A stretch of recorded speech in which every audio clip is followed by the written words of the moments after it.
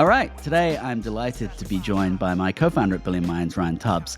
We wanted to have you on for a good time, Ryan, because I know you've been focusing pretty intently on one thing that will be a lot of interest to the podcast audience here, which is really kind of the employer experience when it comes to building adaptable, resilient workforces. So, welcome to the pod today.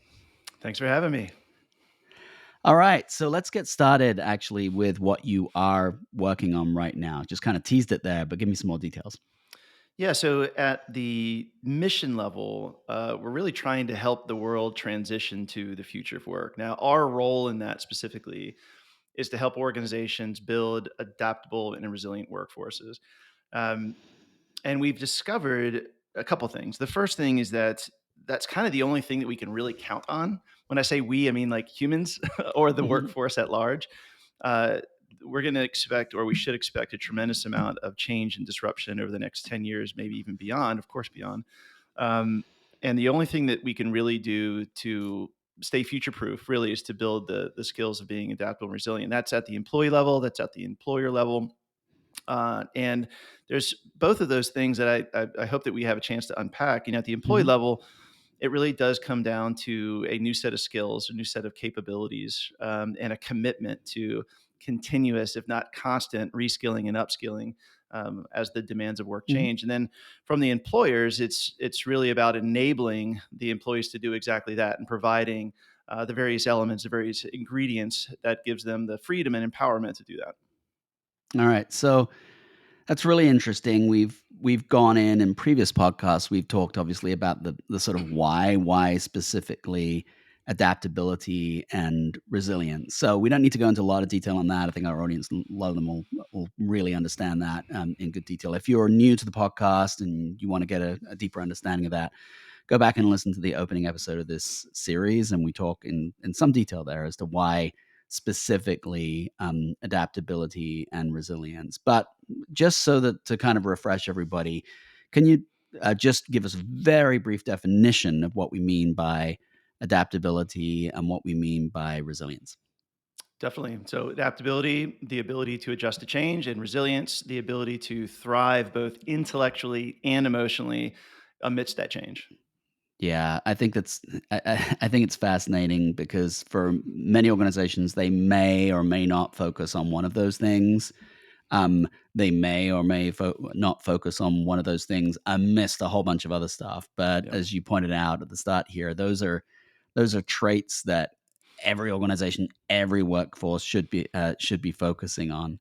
Um, One of the things that certainly I've seen, and I know as you've been doing some specialized work in this space for us here at Billy Minds, it, I think a lot of employers are thinking that this starts and stops with giving the employees just the chance to hone these skills, maybe with, I don't know, like buying everybody a Udemy subscription or something along those lines. Um, is that it? Or is there more to it than that from the perspective of an employer? There's more to it than that, and it's almost a realization of how times have changed a bit. Hmm. Throwing a bunch of content at employees that kind of started. I don't know. What do you think in 2010s, 2015s sort of environment, and in a lot of Yeah, ways. kind of like the Netflix version of it. Yeah, Yeah, yeah, exactly. probably did. So there's 30,000 courses, choose your own adventure. It was almost a benefit. And it's just like, hey, we appreciate learning and development here. And so here's access to a ton of ways that you can learn and develop yourself professionally and even personally. And so that was solving kind of a different problem. It was almost solving for ancillary skills, if you like, or Hmm. things that increase your overall kind of satisfaction because you feel like you're learning, you feel like you're growing, whether that's applicable to your core job function or not. But that's the thing that's interesting is that the kind of skills that are going to be the new skills currency are the ones that were sort of traditionally referred to as soft skills.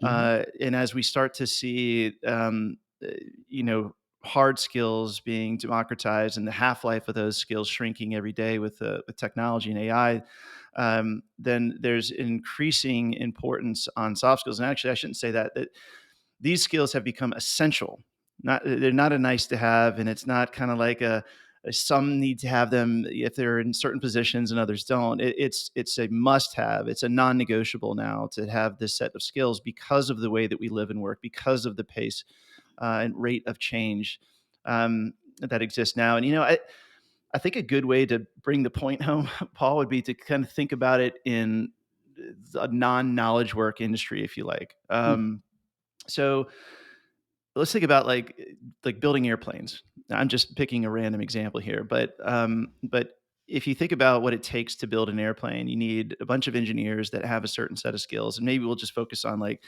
building turbines. mhm, You need a set of skills for that. I mean, just think about this: building a effective turbine is critical to an airplane. Yes, mhm.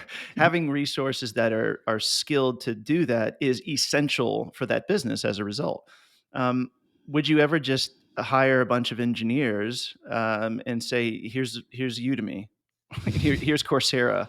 Or just hire a Um, bunch of people, not even Hired, yeah, engineers, not right? even engineers, right? Not even engineers, just a bunch of people. Yeah. And you had great interviews, and so we brought them in. Just like, hey, thank you. We're glad that you joined us to help us build airplanes. Here's your login to Udemy. Go have a blast. Think about how absurd that is.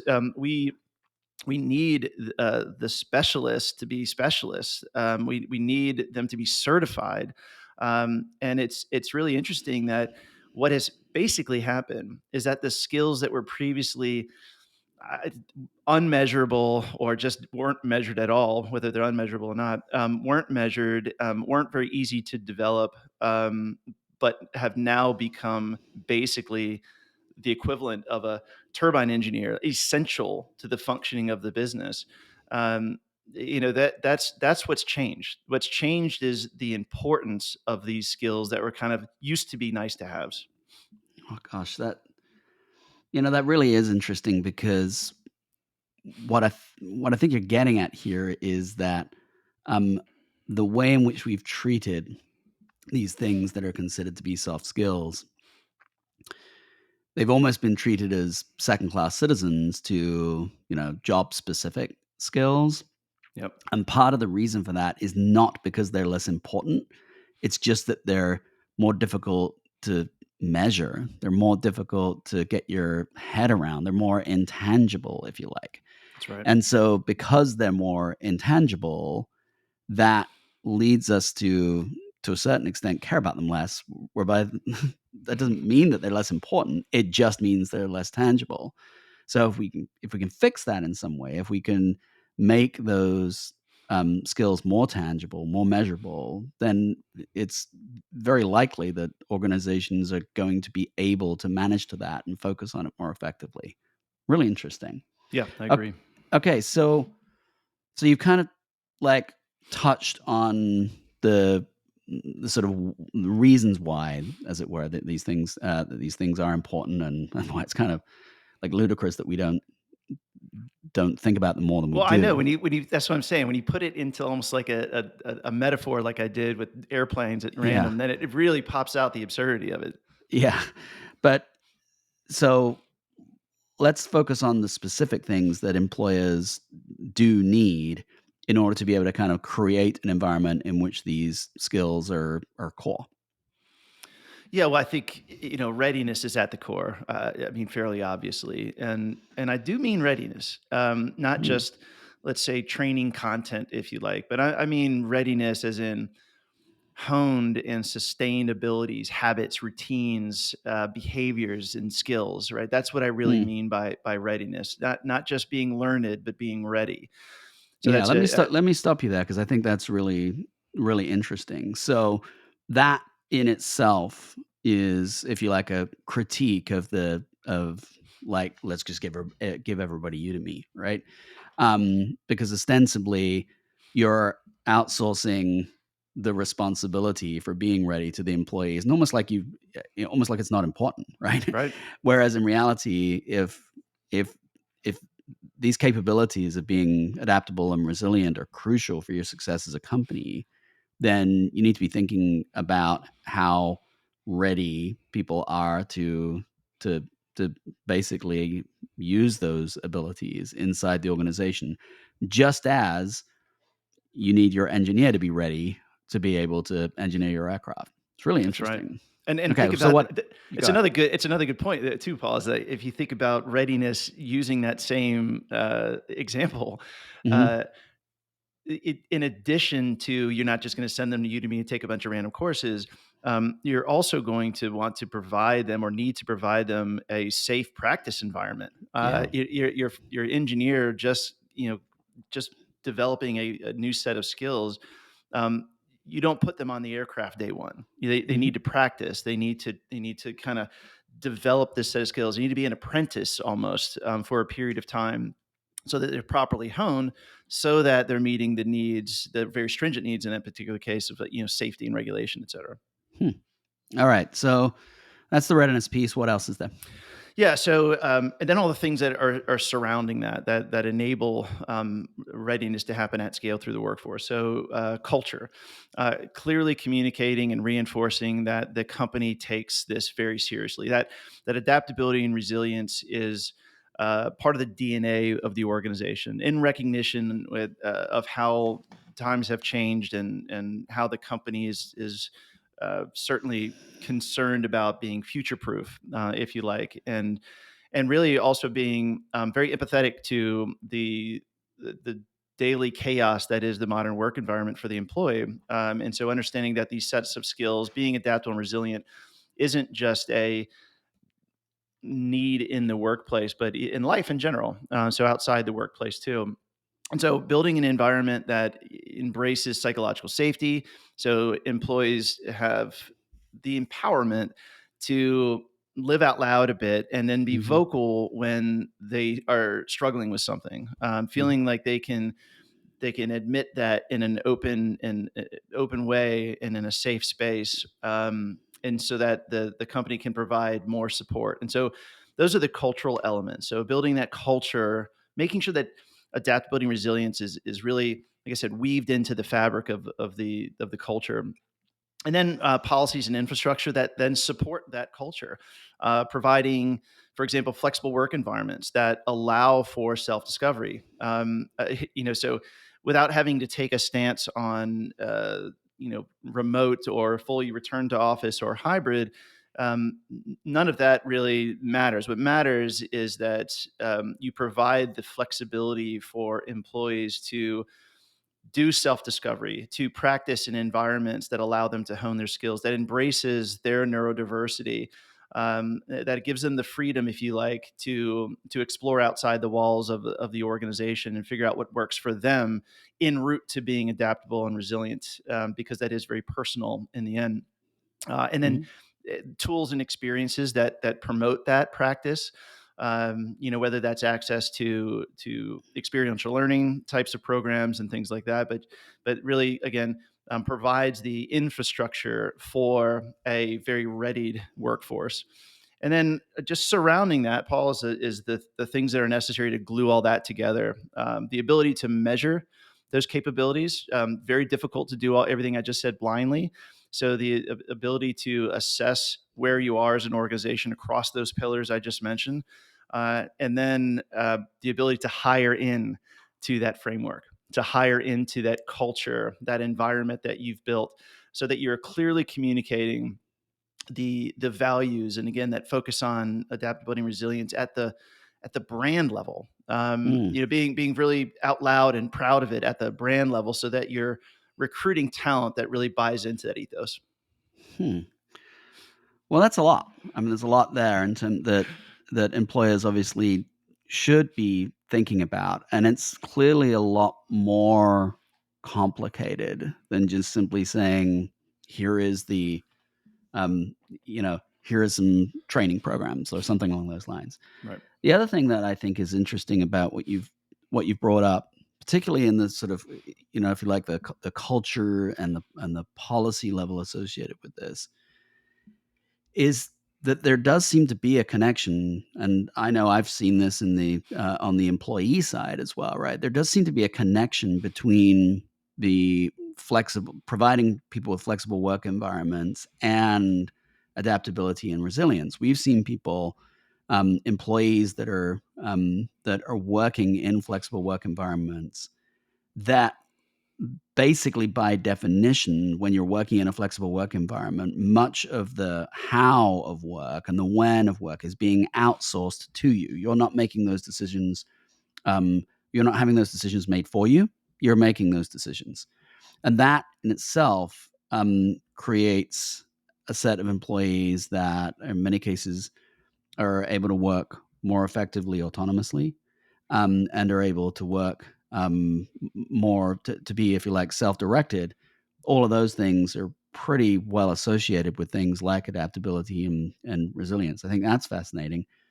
And then, of course, the other thing we've seen as well is that you when you work in a flexible work environment, you kind of have to figure out how to be effective as an individual and how to figure out how to be effective in a work group as the nature of your synchronous and asynchronous work changes around you. And so all of that is are elements that you need to discover in order to be able to work effectively in those environments, and therefore can make you more adaptable and resilient. So I love how you've kind of captured this idea of of the work environment itself being connected to these traits. Really Yeah, interesting stuff. and you wonder why stress levels are at an all-time high, Hmm. and burnouts at an all-time high, because everything you just said is additive. Yeah. It's additive to doing your core job function. You're having to spend more ingenuity and mental energy, and in some cases physical energy, figuring those things out for yourself, which is extra. It's extra tax on top of an already very complex life that most of us live. Hmm.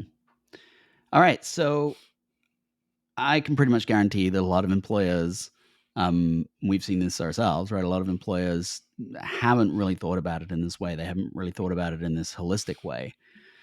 So if you're going to, though, you're going to need to figure out how mature you are right now in those different areas. So how do employers figure that out? Traditionally, they don't. And I say that kind of tongue in cheek. Yeah. Traditionally, it has been very hard because there hasn't been this type of framework. But I would almost separate it out into two different sort of business archetypes, Hmm. if you like. So, like enterprises did have the ability to spend millions of dollars to bring in consultants to come in and observe and over a period of time and write up some really awesome reports and do some benchmarking. And I mean, let's face it, make some stuff up probably in some cases. But at least it gives you something, right? And something is better than nothing. And it could be very effective, at least as a baseline. Um, but then you think about non-enterprises, like think about Yeah. SMBs. That makes up half of our economy, and there's no way that they can afford, both from a time perspective and from a money perspective, to do that sort of thing. Nor does really anybody have the time for that these days. I know it's a bit of a platitude about kind of life is moving so fast and stuff like that, but seriously, I mean, we humans are moving so fast that we don't really have the time for a 12-month consulting engagement to get a report and then to act on it. We'll be out of business. Yeah. I mean, that's just a fact. Things are going to be so different during that period of time.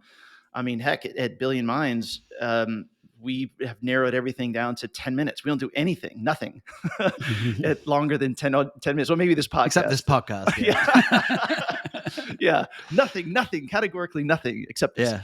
Uh, but yeah, I mean, but in all seriousness, that's almost like the tolerance that we have. Yeah. And so it's these micro adjustments that we need to make.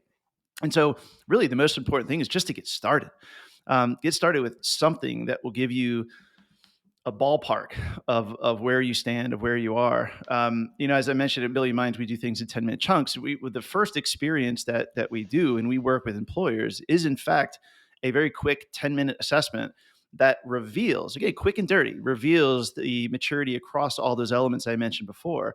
And so again, we don't get into doing anything beyond that until we have a baseline, until that step one has been completed. And so it's literally the only CTA on our website. Just get started, because That's change management. That's behavioral change. Just getting started is the most important thing you can do to institute any change, big or small. And then, of course, if you're not ready to do something like that, if you don't have 10 minutes to spare to do something like that, you can at least start to noodle on this, maybe even take some notes down. I'd say ask yourself some critical questions. Do your employees understand the importance of adaptability and resilience, period? All right, right. So is there a familiarity with those concepts, those terms, and do they understand what it takes to hone those skills? Do they desire to hone those skills? Right? Have Mhm. you built that? So that's the first part, is awareness, if you like. And then do they have the desire? Do they understand the benefits that truly accrue to them as individuals, as humans on this earth, and then to the company at large, where they spend their professional time?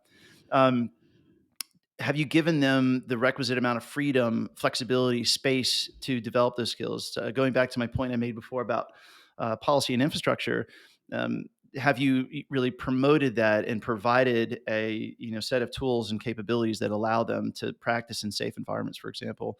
Um, and then, do you have your reward systems built around that? Do you celebrate these things? Do you recognize employees that are exhibiting these behaviors? Hmm. I can really, hear your change management background coming through there because that sounds an awful lot like ACCA. Sorry, I can't But yeah. help it. Guilty. Absolutely. So, yeah, cool.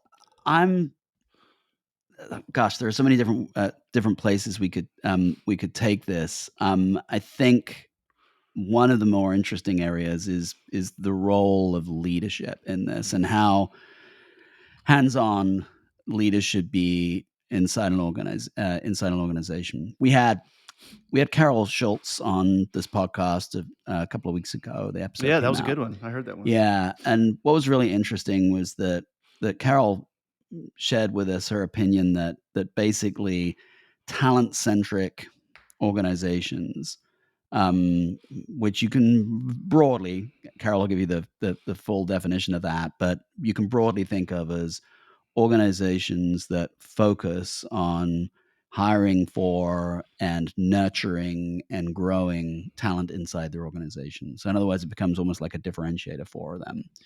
Um, Versus all the other companies that say that their employees are the most important asset, but don't actually do things to to ensure that they are hiring for talent and that they are nurturing and growing talent inside their organizations. Anyway, Carol has a really interesting point of view, which is that she thinks once organizations get above a certain size, then the overhead of doing it and, if you like, the penalty for not doing it, the math changes, and at some point, there just really isn't the incentive to be fully talent centric.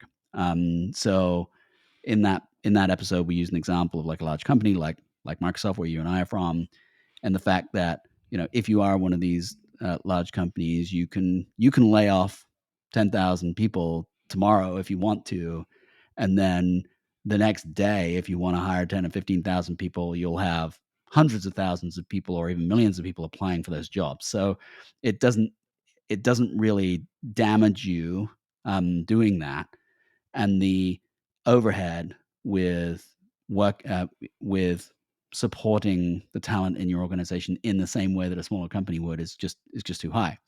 Now, of course, what that gives the smaller organizations is an opportunity to differentiate themselves based on the growth of talent in their organization. And so, what I'm intrigued by is you're talking about the idea of kind of like hiring for adaptability and resilience and growing adaptability and resilience inside the organizations and creating a climate in which those characteristics can thrive. If you are one of those organizations, let's say one of these smaller organizations looking to differentiate yourself from larger companies, how hands-on should you be in making sure that this is a priority for the company and the employees know it? Well,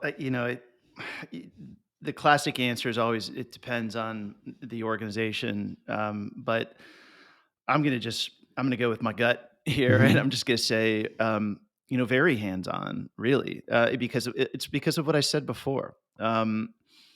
it's got to be a cultural initiative, and Mm. your leaders are the stewards of that culture, and so that's really how you distill that culture throughout the organization. And I think what's the kind of the duh moment here, I think, for those that are leaders, and hopefully this resonates, is that I think maybe we've forgotten that how important it is to tell your employees what you need from them. Mhm. Just as simple as that, right? I know I'm kind of beating the example to death, but I mean, do you think Boeing tells its engineers what they need from them? Mhm. Yeah. I mean, that's very, very important that it be communicated very clearly. Like, we will produce materials and machines that are going to work, and they're going to last, and they're going to be safe. That's what I need from you. I need you to be skilled to do that. That's the job of leaders now. At least step one is really communicating and be very precise. um, it doesn't need to be overcomplicated. It could be done in a couple of sentences. Truly, this is we recognize the changing nature of work, the changing nature of the industry. We can't predict what's going to happen, from in a macroeconomic way, or maybe an asteroid could hit the planet. Who knows, right? We can't predict what's going to happen tomorrow, and because of that, in light of that, Hmm. we need to focus on adaptability and resilience so that we're prepared for whatever that thing is, because we can't predict it. And so, um, and that's one of the reasons, by the way, why we focus on, or we shouldn't say we focus on, but we offer certifications in what we do as we help to upskill employees for adaptability and resilience. And that's not something we started with, by the way. Mm. We knew we had an experiential learning program that worked. We knew that it worked. It helped people to build this set of skills, and they were in fact measurable. It was observable. But when you think of where certification fits in, it solves almost two sides of the employee employer coin, if you like. And I'm probably overusing a ton of different metaphors now, Mm. but um, it allows leaders to get employees to really truly buy into the commitment, and it gives them the visibility that employees are taking it seriously. And for the employees, it's the exact same thing, but in the inverse, it gives them visible proof that they've developed this set of skills that they've bought in. And just the same way that you would want your project managers to be PMP certified, or do you want your engineers to be OSHA certified, if you like. Those are very, very important tools that we can use, and they shouldn't just be used for these hard skills. This It's very applicable here with these types of skills too. So just mapping it back to your question about what leaders can do. So it Clear communication, telling employees what they need, and then giving them the opportunity to prove it. Yeah, I mean, it's it's kind of odd when you think about it, that to go back to almost like where we began this podcast, it's kind of strange that we have almost shied away from that when it comes to soft skills. And yet, one of the most challenging things for employees about this new world of work is the very unstructured, ambiguous nature of it and the difficulty with understanding what success looks like. When we talk to employees, that's one of the things that they talk about all the time, which is like they don't really understand what it is that they're supposed to be doing in order to fulfill the needs of the company. It's not been clearly articulated to them. Well, in this case, like, that's super clear, right? Mhm. Certification makes it really clear. Hey, I want everybody to be more adaptable and resilient, and I want them to prove it, and I want them to prove it by getting this exam. That's easy to understand, right? And so you now have some clear guidance, at least in one part of your work, how you're going to develop as an employee. You're being very, very clear about that. And so it's interesting because when we've seen in situations where employees are that you might think are going to think about it in terms of, oh my goodness, they're giving me another thing to do, right? Yep. Instead, they're thinking of it, finally, I've got some clarity about how to focus my attention in the personal development space, right? So I think that can be very powerful inside organizations, and we've seen situations where CEOs have said, we're all going to do this. I'm going to do this myself, Hmm. and we're all going to start like talking about this, using a common language associated with this, and things like that. So yeah, I mean, it's strange that we've been as afraid of it, if you like, as we have been, I think. But we talked about, we talked about this idea of, yeah, you give them a certification, you tell them they must do that certification, all that kind of stuff, as being an approach. But is it the only approach? No, it's not the only approach. We think it's helpful, but it also depends on the state of the organization. Going Mm, back to what we said before, it almost depends on the maturity level. So yeah. understanding kind of where they are across those areas. For example, if they already have a very adaptable and resilient workforce, and they're really kind of in the higher tier of that, then maybe requiring or just doing any kind of thing that's a mandate would kind of take the uh, I don't know what the right word is, but maybe it would take people back, pull people back from where they Hmm. are instead of push them forward. Versus if you're at the other end of the spectrum, that could be a really good signal that times are changing. We're focusing, we're building this culture. So it's kind of where you are in terms of your development. It's really important we always say meet people where they are. Well, meet Yeah. organizations where they are too. So kind of like a Um, maturity level of the organization itself. Precisely, like Okay. maturity across like the spectrum of how well you've built an adaptable and resilient workforce across those elements of culture, policy, infrastructure, readiness that I mentioned before. So the other thing I would like to bring back is a word you mentioned before is making the intangible tangible. Well, Mm, a certification is very tangible, but if you have other means to to make this more tangible for employees, that could work too. And I'm kind of just freestyling here a little bit, but think about those really vibrant Slack channels yeah.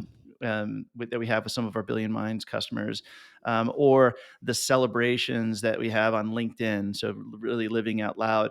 Those are also very tangible things. I think the most important thing is that it is tangible, Yeah. and to requiring or mandating and focusing on the certification is a tangible thing, but there's other ways to achieve that tangibility too. The most important thing is that you have something, and then you understand that when you're communicating this, you understand what it really takes to motivate people for change, and you have all the ingredients of that, awareness, desire, knowledge, ability, and then you're reinforcing it constantly. That's the most Mm. important thing. Yeah. So it sounds like even if you are mandating, employees also need to understand how it benefits them personally. So, why don't you spend like a couple of minutes going into what those benefits are for employees? Yeah, I mean, I think that's the most important thing. If you think about how it makes you feel when you get a note from leadership or from HR that says, "Hey, I need you to do this thing." That's it. you know, go fill this out or complete this or take this or what have you, without really communicating what it means for them as an individual. Even if you're communicating what it means for the company, that's Mhm. still a layer removed from Yeah. what it means for you as a human. And so focusing on the benefits that accrue to the individual are very important. And, you know, every individual is at a different stage. I Mm. think is really of really awesome and almost surprising learning that we've had through our journey is this kind of discovery around how well all this aligns to the stages of life. Really. And if you think about, Yeah. as I said, meeting people where they are, well, people are at different places at different stages of life, and you can almost think about it. And I'm just going to choose the three, or I'll choose three, not the three, but uh, early in career talent, right? So think about that as being like your growth stage. Employees are just getting into the workforce. They're excited, probably a bit nervous even to some degree, and they want to have maybe hit that first big milestone. Maybe that's a promotion, maybe that's moving in the organization, or moving up and into a better role, or even changing jobs, changing companies even. But it's a growth thing. You know, Mhm. you're moving up. You know, you're moving up. You're moving forward, but you're relatively unburdened in the rest of your personal life. Maybe just you've just recently got out of school. Maybe you're renting. Maybe you haven't purchased made a big purchase in your life, and what have you. But your life is maybe a little bit less complicated at that point. And then what I like to Probably doesn't feel that way if when you're in no, it, no, but no. yeah, Well, yeah, that's a good absolutely, point. It yeah. probably feels really chaotic, but then that's like that's a good setup, actually, Paul. Is that as chaotic as that feels, then when stuff gets really real, Yeah. then you realize what real chaos is, and then what you're trying to discover then is harmony. And so that Mhm, second stage is that harmony stage, where you're trying to find harmony. So you've got that job, maybe it's steady now, you've found your niche, if you like, you found your way in the workforce a bit. Maybe you've got a specialized set of skills, but you feel like you're in the workforce, mhm, right? You've carved out your spot. Well, then you add, I don't know, significant other to the picture. Maybe you add children to the picture. These are the things that start to complicate the rest of your life, that puts a lot of pressure on your work life. And your objective there is to find harmony. And so, and then I'll just go through the third stage, and then I'll map it back to adaptability and resilience. And then later on in your career, maybe that's more of the preservation stage or the mhm, sustainability stage. Perhaps you've got a situation where you've got aging parents, or a health event. Those are things that are pretty common later stage, and you start thinking, holy cow, I can't lose my health benefits now. My focus is on, I need to persevere. I need to preserve this thing that I've got. And this introduces a kind of a new set of complexities. And I need to make sure that I'm still very relevant, that my skills are still very applicable. And yeah, so all of these different emotional reactions to the stage that you're in, there's an adaptability and resilience angle to all of it. So going back to the growth stage, you're out of college, you're trying a bunch of different things. You're experimenting with different jobs. You need to be very adaptable in where your career goes. You need to be able to, roll with it, and not kind of think about everything as etched in stone, but be flexible and be adaptable, and then be resilient to some of those forces that are applied on you. You got new managers, coming in and out of mhm, your life, for example. So there's going to be a lot of things that change that you're going to have to roll with. You're going to have to grit through, and then at the harmony stage, it's very easy to replace harmony with work-life balance. I don't like the term work-life balance because it implies, yeah, it, you say it better than I do, but mm, it implies that you have to sacrifice one for the other, like a zero-sum yeah, game, if you like. But what you're trying to find is a way to maintain your level of performance, and sustain that through, while also being a good husband or a good father, or a good teammate or whatever. All the different areas mhm, outside of your life, and so finding harmony there, being adaptable to those changes coming in and out of your life. Again, whether it's children, another life event, and then lastly, again, at the perseverance stage or the preservation stage, if you like, it's that ability to keep on skilling and upskilling, reskilling and upskilling, reskilling and upskilling, staying relevant, staying current, and focusing on that. Adaptability and resilience is at the core of that. yeah.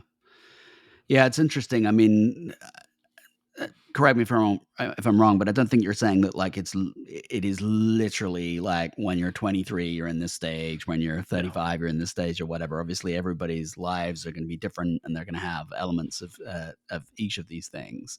right. But it is an interesting way to kind of, like, think through the fact that people's motivations for having these types of skills are different, right? And so, um, as an employer, if you can connect with with the benefits that people see personally out of this and understand that they are going to be different for different people in different phases of their lives, or just live different life experiences, that can be really helpful. Yeah. Yeah. No, I, Um, I I agree. It's not a statement of age or gender or anything. yeah, It's just a neat alignment that we've seen, and it's basically kind yeah, of a life archetype more than it yeah, is anything else.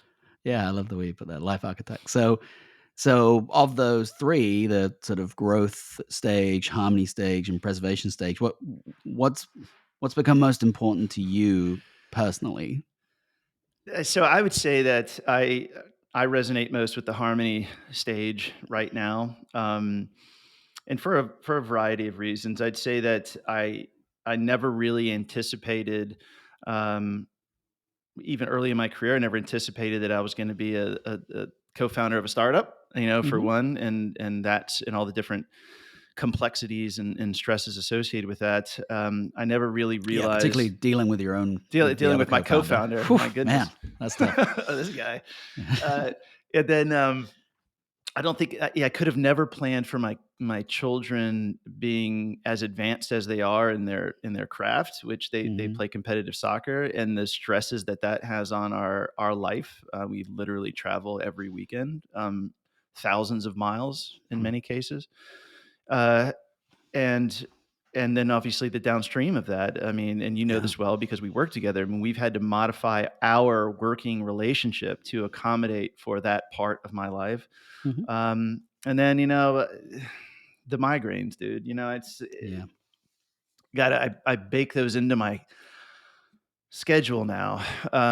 And that's just that's my health event, if you like. That's been fairly it's happened throughout the course of my career, but it's gotten worse later in life in terms of frequency, and Mhm. I need to plan for that, unfortunately. But it's better to plan for it than not, Yeah. so having to be resilient to get through that, being adaptable and having an adaptable framework around me, my family, my friends, my colleagues, that understand and can help me, and understand when I might need to make adjustments to how I work or when I work. So yeah, I mean, and just trying to find the harmony and all that. I believe that that's where I'm at. Really, really interesting. All right.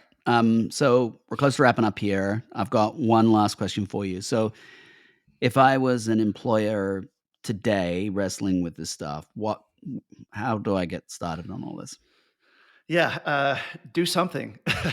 Yeah. And I'd say if you want my advice on what that something is, go to billionminds.com and click that get started button. That's it. That's the only call to action on there. Mhm. Start getting a baseline of where you are across those different pillars of culture, policy, infrastructure, readiness. Get a baseline. Get a quick and dirty, something you can socialize with your fellow leaders and your colleagues. Whether you immediately act on it or whether it's something that you just use to foster a dialogue, it move forward. Move Yeah. forward in some way, and that to me is a very easy, like I said, sub 10 minute thing that you can do. That doesn't cost you anything, but it gives you something that's of value. But it just get started. Yeah. Yeah, I mean, I think that's really, really good advice, Ryan, because a lot of people, as we started off this podcast today, have been they get stuck when it comes to things like soft skills, right? And in reality, there's no need for that. Making that's a statement about how intangible historically they've been. They don't need to be that intangible, and really kind of creating a concrete understanding of where you are so that you can form a concrete plan in order to be more effective in this domain is doable and within reach. So why not, right? Completely agree. Okay. Thank you so much for joining us today, Ryan. I know because I work with you how busy you are, so really appreciate your time with us today, and we'll see you again soon on the pub. Yeah, really enjoyed it. Thank you. Thanks a lot.